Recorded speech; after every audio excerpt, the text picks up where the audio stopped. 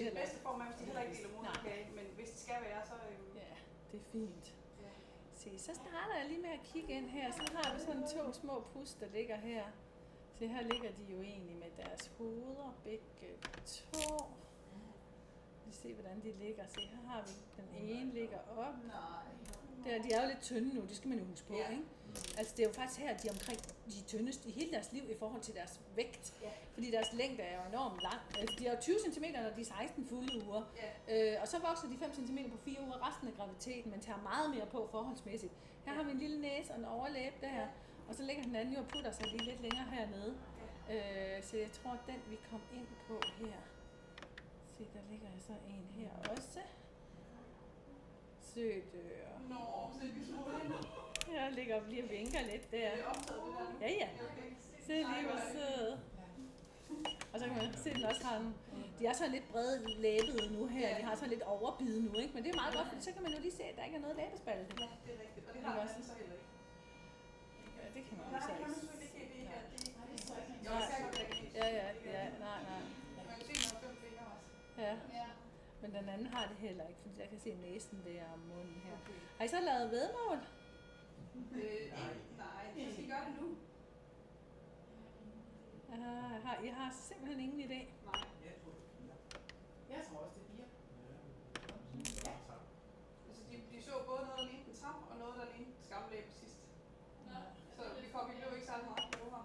Nej. Men I har ikke set det endnu? Så må jeg ligesom koncentrere om at vise jer det lidt tydeligere. Kunne du se en tam før? Jeg tror måske, jeg så en tam. Se, her har vi i hvert fald sådan en fra siden af, kan I se det? Så når man lige går ind imellem benene på den her lille trold fra siden af, så stikker der sådan noget op der, kan I se det? Det ligner en lille tap. Så det her... Nej, det er ikke navlesnoren. Når jeg går nedefra, så kan man også se, der er en lille tidsmand der. Ben op, og så er den der. Så det her, det er 2 drenge. Og jeg har tjekket den anden, det var også en dreng. Det er også en dreng. Så den kommer her. Se, den ligger der. Kan I se det? En lille pung og en lille tap. Og det er det der med, at pigerne kan jo nemlig også godt have en tap. Den er bare flad og peger nedad. Men drengene, de har jo den her, når pungen er der først, og strider opad, så er der ingen vej tilbage. Så ved vi, det er en dreng. Og så der kan se de små ben. Og der kan man se, at der er ingen klumpfødder. De ligger, som de skal.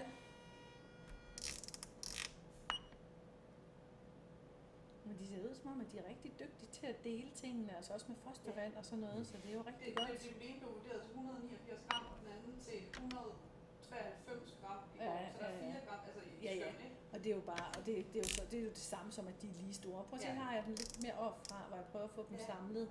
Kan I se det? Der kan man rigtig se også med tynde. Ej, det er faktisk meget sødt. Det er faktisk ret svært at få dem sådan på én gang, så det er et virkelig fint billede, det her. Ej, se, hvor den bevæger sig her. Ej, hvor er det godt, det her. Det tager jeg lige nogle stykker af, så jeg har noget at dele ud af. Men der kan I godt se, at der er lige lidt moderkage på den her fra siden af. Ja. Det er vildt, ikke? At man kan se dem sådan her også. Men det er jo, jeg får den lige den anden vinkel her. Og vi se, den ligger sådan lidt ind til hinanden. Hvor sød den er. Den ligger også fuld der.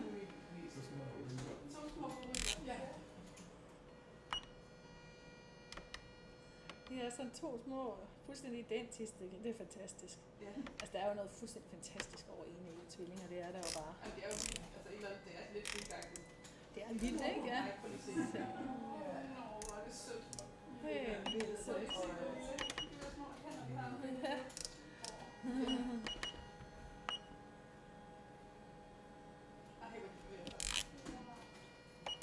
Skal I se den profil der med hjertet, der slår? Se lige benene der. Og I kan se, at den har vand i maven, eller også for det flære. Det er maven. Så den anden ligger, han ligger hernede. Nu skal de bare vokse.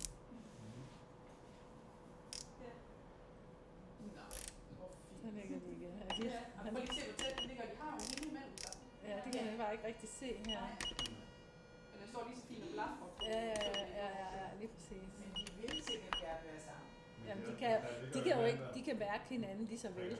Ja. I kan se, at hende ligger der, ikke også? Den der tynde hende, den er jo eftergivelig, så de ved ikke, der er en hende. De kan sagtens mærke hinanden. Ja. Ja. Det kan du se. Man kan nærmest se kraniet der også. Nogle gange kan de, altså går de jo over hende. Altså man kan se, at hende kan gå sådan her, ikke? Fordi de jo går, altså de kan jo sagtens gå til hende. Ja. Se nu der, nu får han lige. Se nu tager hånden lige ind der, ikke? Ikke? Så de kan ligge fuldstændig på kryds og tværs her. Prøv at se lille arm, der kommer op der. Nå, jeg så den tommelfinger. Ja. Så den ligger og krydser benene også, kan I se det? Ja. Den ligger og krydser fødderne, der strider lidt med store tåen. Nå, den anden, de ligger hver sin vej. Ja, kan du se? Har I ikke set det? Går der, hvor de begge to hovedet nedad. Ja, jeg har taget en masse af billeder, hvor de ligger hver deres vej her. Kan I ikke se det? Jo. Nu er jeg lige vendt. Men det ligner, det næsten begge to har hånden op til munden. Ja, vi har Det er meget tommelfinger, så der ligesom. Ja, det er så mig. Ja, det er et arveligt gen i familien. Og mig, altså, det er de sikkert. Nå, der kan jeg også se ansigtet fra den ene her. Den ene er en rigtig lille puttetrold, den anden ligger sådan mere flasher ud her til os. Så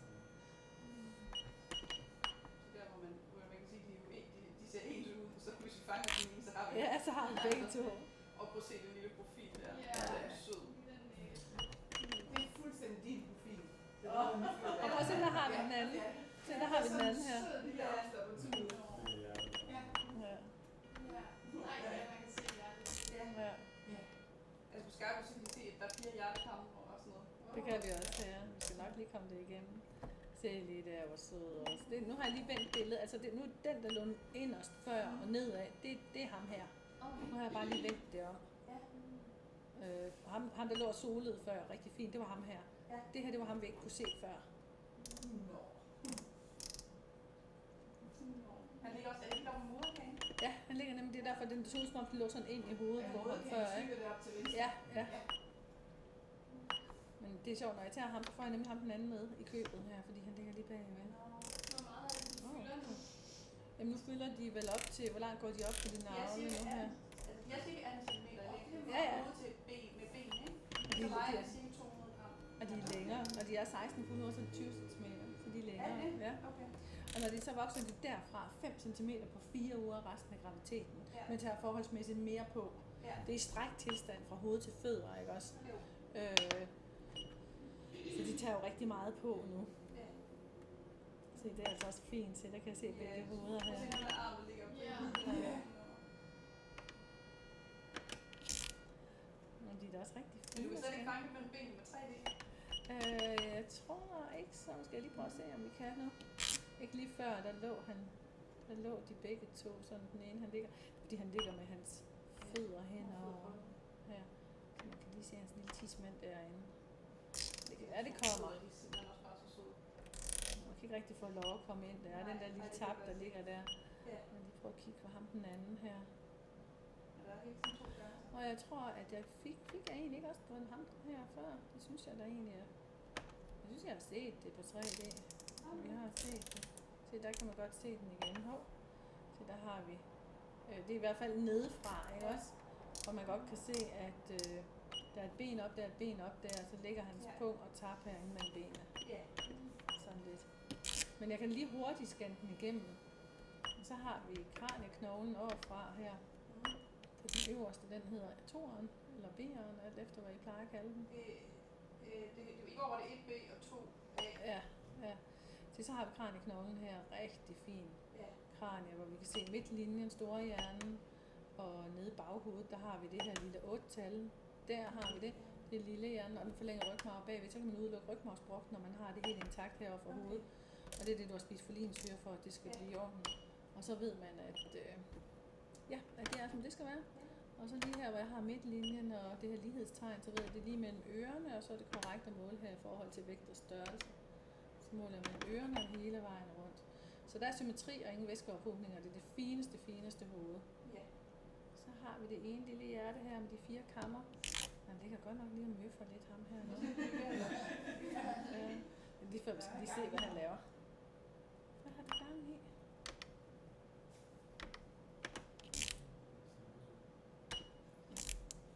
Hører rundt der. Se lige der. Op med benene her. der kan man også godt se, at de bare skinner ben lige nu, ikke? Arme og ben, de er rigtig lange. Men det er også vildt, fordi nu er det jo faktisk nærmest færdiglavet, ikke? Så det hele fungerer. Ja. Altså deres lunger skal selvfølgelig modnes og sådan nogle ting, men...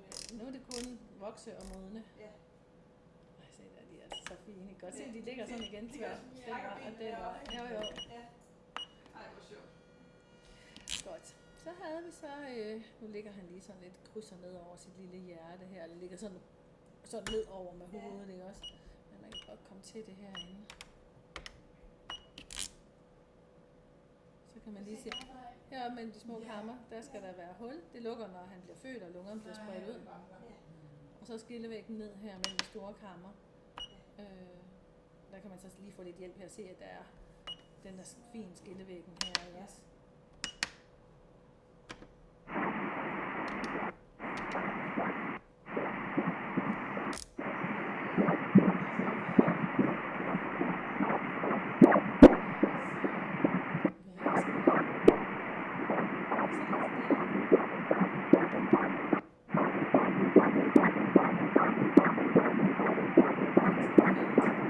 Og så i uge 20, der er selvfølgelig endnu flere detaljer, man kan se, hvis de ligger, nu ligger han ikke lige super godt for hjertet her, men rigtig fint er det. 3 pulsår herude ved en kave, hovedpulsåren og lungepulsåren. Så peger hjertet til venstre, der vil vi gerne have den her sorte sø, det er mavesækken, og den er sort, fordi væske bliver sort på ultralyd, så det er et tegn på, at han kan drikke, og det kan komme derned. Og så skal jeg lige måle ham rundt om mavesen, hvor vi kan se navlevenen sammen med mavesækken, så ved jeg, at det er lige rundt om mavesen på ham, og så er det korrekt at måle ham her i forhold til hans vægt og størrelse. Ja, han er lige godt med. Og så har han derunder nyrer, og de er svære at se, når de er normale. Og der kan nogle drengebørn godt have lidt tendens til at ophobe lidt for meget væske i deres nyrer, fordi de har så langt, tynd, umoden urinleder. Men det gør han ikke, det er fuldstændig styr på det. En nyre der, I kan godt se sådan en rund en og en prik i midten. Det er nyrebækkenet. Og den anden, den ligger også herovre. Dagsnoren går helt ud af maven, der huddækker op til ingen indenvold, der ligger ude. Og blæren nede i bunden, fordi han kan tisse, og nyrerne fungerer. Og et flow rundt om blæren, som indikerer, at der er 3 kar i navlesnoren, det er de 2 arterier, der deler sig, så der er 3 kar, som der skal være. Så han er jo bare perfekt. Ja, han skal lige lidt længere op, så kan man lidt bedre se den anden nyre også. Der har vi det. Den er der også. Der er den. Den der. Den runde der, og så den prik i midten. Ja, men de er der. Ja, for os, som ikke er vant til at se billeder, der er svært. Man skal lige vide, hvor man skal fange den. Så hvis den ikke har nyrerne, så vil den vel også bare stoppe i hans mavesæk, så den vil bare blive stor. Ja, nogle gange har de en nyre, nogle gange kan de have en forstørret nyre, og de er sådan lidt forskellige. Ham her, han rammer fuldstændig plet på sin alder. Han vejer 210 gram, og det svarer til 17 uger og 5 dage, og du er 17 uger og 5 dage. Hvad var det, du sagde, de vejede i går? 189 og 193 vurderede de dem til. Nå, nej, det gør han ikke. Det er helt sikkert, at jeg har ret i det. Den er lidt større. Så har vi den anden her. Ej, hun sagde også til os, at det hun ville skyde på, det var de hver vejet 200 gram. Ja, hun præcis. Så en lille hjerne her også, og den forlænger rygmarv, så man kan udelukke rygmarvsbrok. Og så har vi fineste hoved her også, og der skal vi lige over og se B. Nu kalder jeg ham B, ham her, den anden A. Midtlinjen, store hjerne og hjernebroen igen. Fuldstændig normalt hoved. Symmetri og ingen væskeophobninger, det er så fint.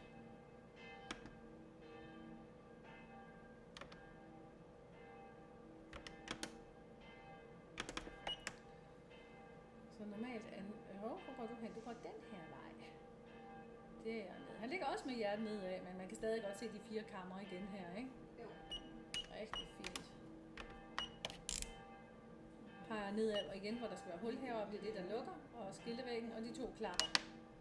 Og det der, det lukker, når han bliver født. Og hvis de skulle blive født lidt for tidligt, så kan det jo godt, ja, lige præcis. Så kan det jo godt gå på det. Jeg har bare læst om det.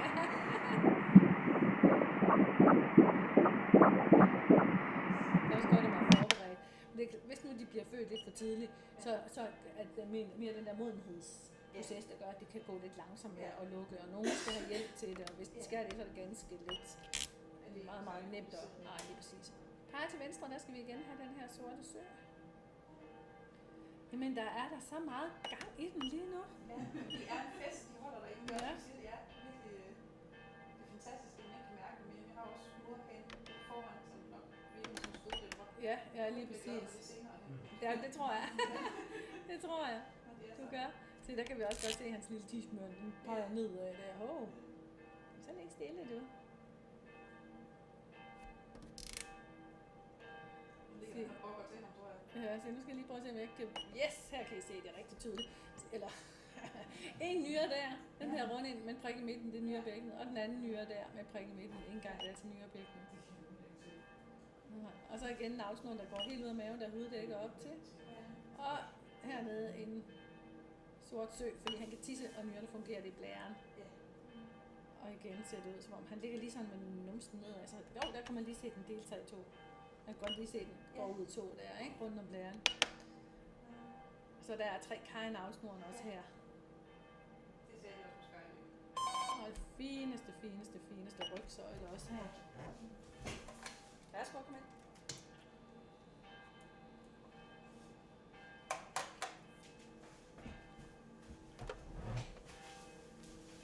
Skal du så stikke dig hele vejen igennem? Ja, 2 gange om dagen. Ja. Og det skal du gøre, fordi... Jeg har tidligere mistet en pige i 24 uger på grund af blodprop i Ja. hvor det var Tænker, en det var stor sådan blodprop det hele. Ja, Så det er, og så får jeg, hvad hedder det, hjernemormyl også. ja. Men altså, det gør vi gerne. Ja, det er jo det. Hvis det er det, der skal til for, at de kommer ud. Lige præcis. Har det godt. Får jeg ham her lidt større, men det er det der med, at det kan jo godt være sådan lidt, altså lige nu er det jo. Men jeg synes, jeg får ham. Hvad var det, sagde ham den anden vej? 210. Nå, ja, ham her bliver 200 til 219, kan jeg se. Okay. Ja. 219, ikke? Ja. Ja. Så, Så han er en dag større. ja. Men, Ej, hvor er han fin nej, her. jeg får lige se. Ja. Det er ham, der altså ligger gemt sig en lille smule. Så nu ligger du rigtig og... Ej, tænk, hvis jeg lige kunne få begge ansigter her.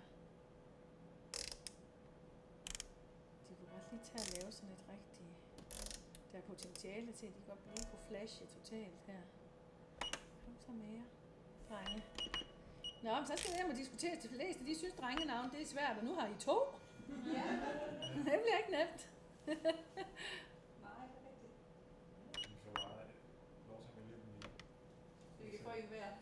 Ja. Ja, det kunne man lave som en fordeling, fordi de gør, hvis ikke man kan blive enige, så kan man vælge et hver. Nå. Det er sjovt. Jeg skulle alligevel synes, at når vi skulle ned på 20 cm, det vendte sig rundt. Altså, Jamen, med hovedet opad eller nedad, at man så virkelig kunne mærke det. Ja. Er det ikke fantastisk, at vi gør det? Ja, det kan du ikke mærke endnu, vel? Eller hvad? Altså, jeg kan mærke dem helt nede ved blæren. Ja. Men det har jeg kunne mærke, siden jeg var 11 uger henne. Ja, at ja, de, ja, der var sådan bobler. Og en gang, så kan jeg mærke noget herude i siderne. Og så kan jeg mærke, at de er ligesom om de presser nedad. Eller sådan. Jeg kan mærke på bagvæggen, når de flytter sig derinde. Ja. Men det er mærkeligt, som om nogen skubber. Ja. Men jeg mærker ikke, altså, det er Nej, ikke sådan, det jeg tænker, står- hvor der var en, der vendte sig. Så de ligger og leger med navlesnoren nu, så er den lige ved at sparke ham i hovedet der. De er vant til at få nogle slag, tror jeg allerede. Altså, Ja. Lige så godt vende sig til det. Den der fod, der ligger lige op på hovedet. Prøv at høre, han har fat i ørerne på ham næsten hernede, ikke? Han tager hiver bare til. Hvis du sparker, så gør jeg noget andet. Her var det sjovt. Det ligger bare fuldstændig. Ja, jeg kan få de næste må vi lave sådan en kolde, der hvor man Ja. skal have benene og armene Ja. på rundt. Ej, de er meget fine. Ja.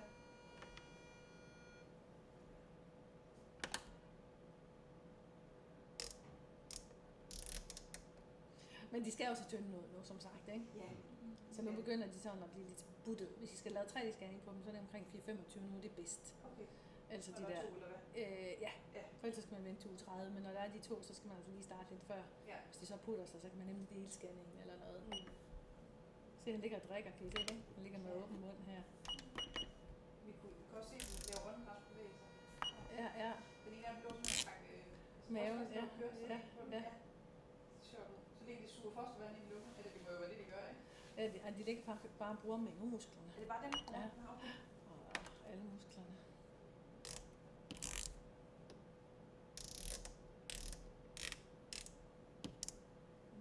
Ja, de ligger rigtig og roder med alt det Ja, navlesnor. det gør de godt. Der er jo lyd og bevægelse i det, så det stimulerer jo deres sanser og deres reflekser, så de bruger det hele graviditeten. Det er så vildt, når man ser dem i 3D, at man ikke kan se den der fosterhinde.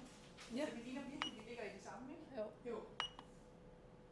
Men altså i går, der Ja, fandt hun det er. sådan et virkelig skarpt billede, hvor man bare kunne se den der fosterhinde lugt, Ja, hvis man ikke var i tvivl om det. men den kan man sagtens fange. Ja, se hvad der er sådan. Det her. Du kan godt se, den ligger der, ikke? Ja. Men det må virkelig være fleksibelt. Ja, meget. Altså, I kan komme til at sparke hul til den eller sådan. Jamen, det kan de ikke. Nej. Så der kan I godt se her, og der kan man også se, at der er masser af plads på begge to, fordi I kan godt se, at den, prøv at se, at den bevæger sig, kan I se det? Ja. Så den går derop der. Ja. Så følger vi den lige hele vejen over her. Ja. Går den derned.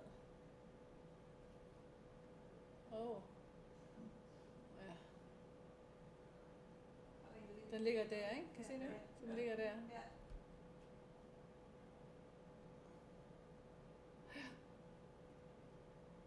Ja, så de har fint med på hver sin side, ikke? Ja. Ja, ellers noget, I vil spørge om? Er I det? Nej, tror vi ikke. Det ved jeg ikke. Jeg kan kun svare for mig. Prøv at se begge hjerter her på én gang. Ja. Der. De ligger godt nok også, altså, de ligger næsten samme højde, hvad kan man sige. Ja, ja. Ja. Og fint blik begge steder. Så er de bare lige hver deres ende med hovedet.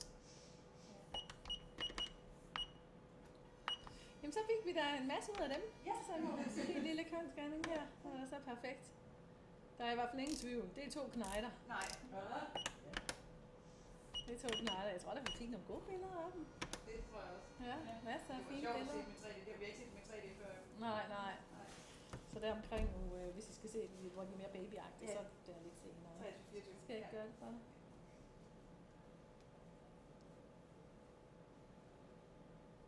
Ja, 24, 25 nærmest. Ja.